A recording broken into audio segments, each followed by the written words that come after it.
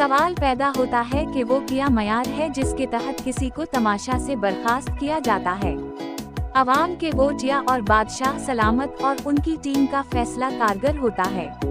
अवाम के सामने उनके वोट नहीं होते, लेकिन बादशाह सलामत की राय, हिदायत और हुक्म जरूर होते हैं। अवाम किसी हद तक अपनी राय सोशल मीडिया से भी कायम करते हैं। ताहम अवाम बर्खास्त किए जाने वाले मुकाबला बाजों के बारे में वोट का कहां से या कैसे अंदाजा लगाएं?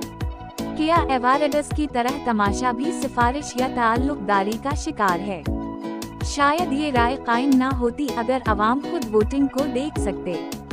फिर बर्खास्त होने वाला मुकाबलेबाज सिर्फ बादशाह सलामत के ऑर्डर पर ही यकीन करता है या फिर यकीन करने पर मजबूर होता है।